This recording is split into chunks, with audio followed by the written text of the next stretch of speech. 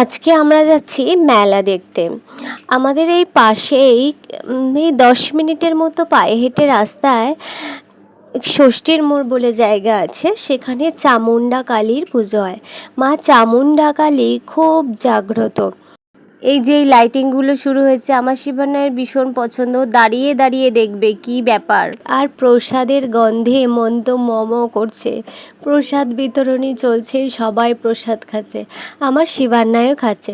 শিবান্যায় কিন্তু বাড়ির খিচুড়ি খায় না, তবে প্রসাদের খিচুড়ি ও কিন্তু ছাড়ে না, ভীষণ ভালোবাসে। তাই আগে আমরা অত প্রসাদ খেতাম না কোথাও রাস্তাঘাটে গেলে, কিন্তু এখন ওর জন্য যেখানেই প্রসাদ বিতরণ হয় সেখানেই আমরা প্রসাদ খাই। প্রসাদ খাওয়া শেষ করে আমরা মেলার দিকে এগোচ্ছি। শুধুই ভিড়। আর 8:30 9টা, 8:30 পৌনে 9টার দিকে তো মেলায় প্রচুর ভিড় থাকে। আর তাছাড়া এই মেলাটায় প্রচুর ভিড় হয় একদম গ্রামের মাঝখানে, বাজারের মাঝখানে। আর মা চামুণ্ডা কালী তো আমি আগেই বললাম ভীষণ জাগ্রত। অনেক বছর আগে, কবে যে শুরু হয়েছে এই মেলা কেউ জানি না। মা চামুণ্ডা একদিন স্বপ্নে দর্শন দিয়েছিলেন যে আমি এই বনের মধ্যেই থাকি, আমার পুজো কর, আমি তোদেরকে রক্ষা করব। সেই থেকে শুরু হয়েছে। সেই কৃষক এই মন্দির নির্মাণ করেন ছোট্ট করে, আর সেখানে মায়ের পুজো হয়। মায়ের পুজোতে তারপর থেকে গ্রামবাসীরা রক্ষা পায়। সে অনেক বহু বছরের ঘটনা। তারপর থেকেই এই পুজো আর মেলা চলে আসছে। এই মেলায় হচ্ছে বিশেষত্ব তো মা নিশ্চয়ই, মানে মেলায় এমন কেউ নেই যে মাকে না দেখে ফিরে আসে। মায়ের মন্দির, এটা প্যান্ডেল হয়েছে, পাশেই মায়ের মন্দির থাকে, কত সুন্দর, শুধু দেখবে মাকে, মানে দেখলেই না তোমার ভক্তি চলে আসবে।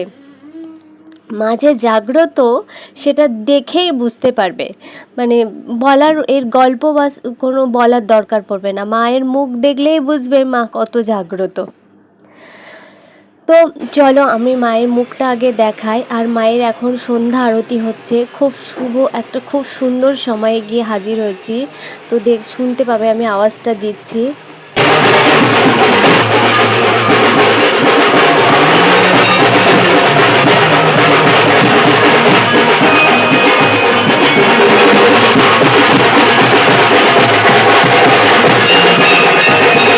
মায়ের আরতি দেখলে আর মায়ের মুখটা দেখছো, কত লম্বা, বৃহৎ লম্বা জিহ্বার মাঝখানে যেটা চকচক করছে ওটা সোনার জিভ, ওটা অনেকটা বড় একটা সোনার জিভ আছে। মায়ের মুখখানা দেখেছো, মায়ের চোখগুলো দেখেছো, তাকাতে ভয় করে। মা যে জাগ্রত, এই মাটির মূর্তির ভিতরে যে শক্তি আছে সেটা তাকালেই বোঝা যায়।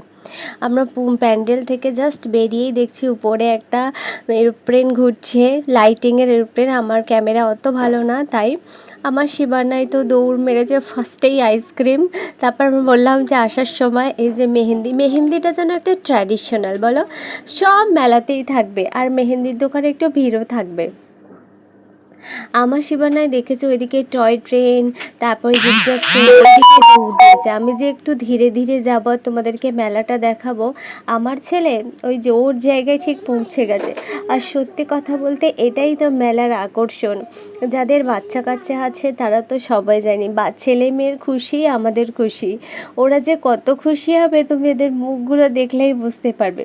আর মেলা মানে ওদেরই আনন্দ। আমরা তো এখন অনেক কিছু সেফটির কথা চিন্তা করি, ওরা তো উদার মনে, খোলা মনে মেলা দেখে।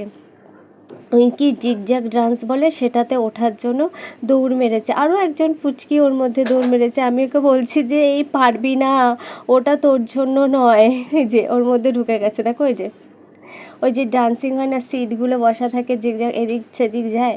তো ওই আর একটা পুচকিও যাচ্ছে, তার মাও তাকে বকা দিচ্ছে।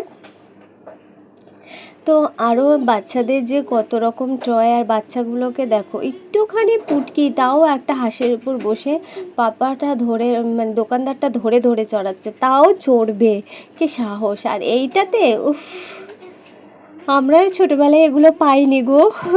আমাদের ছোটোবেলায় এগুলো ছিল না গো, আমরা কি মিস করি।